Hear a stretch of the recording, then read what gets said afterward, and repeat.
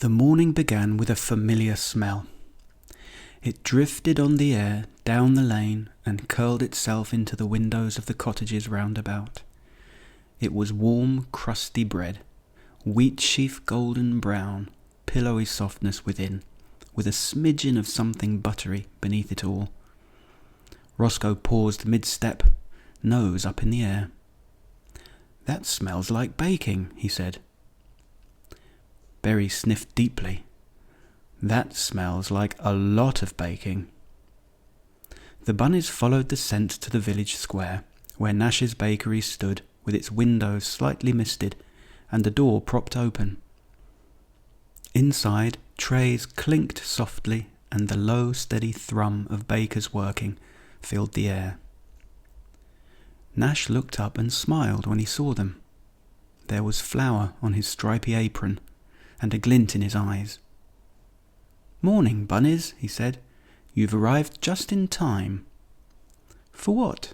asked Floyd. "Well," said Nash, rubbing his hands together, small puffs of cloudy flour drifting off them. "I've had a rather big order come in for tomorrow. It's for a coffee morning at the town hall, and my friend the mayor is coming. It's going to be a wonderful event. I've got enough ingredients. I just have to bake a bit more than usual." Roscoe looked around at the trays stacked neatly on the counter. "Would it help if we lent a paw?" Nash's smile widened. It certainly would. That settled it. Soon the bakery was filled with the soft sounds of helping. Gus the Whiskers measured flour carefully, levelling the scoop just so. Truffle Tips kneaded the dough, squishing and folding and squeezing and moulding. Berry stood at the counter, sampling crumbs purely for quality control, you understand. Millie Moonbeam arrived not long after, carrying a small basket.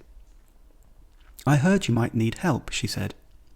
Pikelet followed close behind, already counting the buns on a tray. "8," he said. "No, 9. Oh, 10.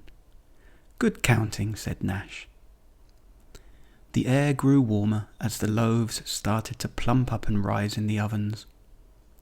The bakery filled with the comforting smells of bread rolls and loaves, warm flaky pies and buttery crumbly pastry.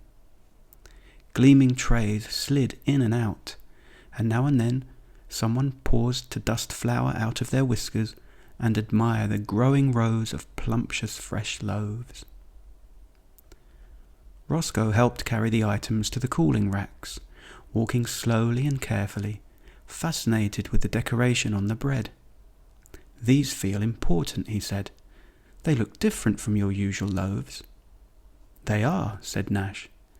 "People enjoy things more when they're made with care. I put on curls and swirls and made pleats and crimps in the dough, so they really stand out for the mayor."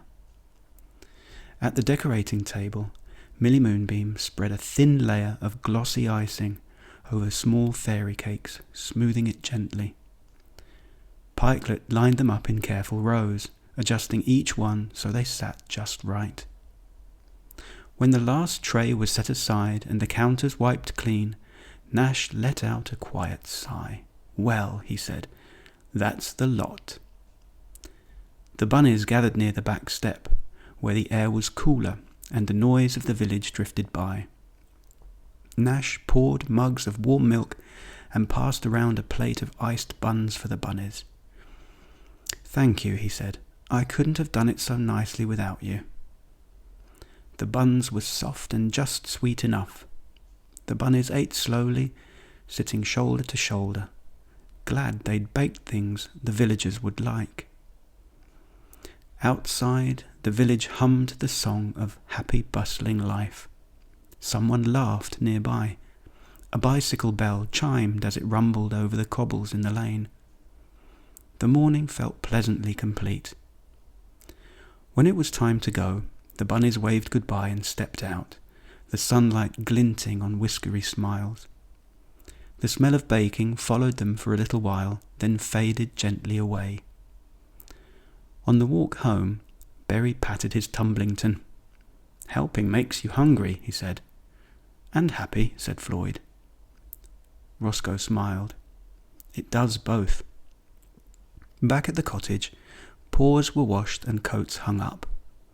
The bunnies settled into the sitting room on beanbags and cushions, the afternoon stretching ahead of them.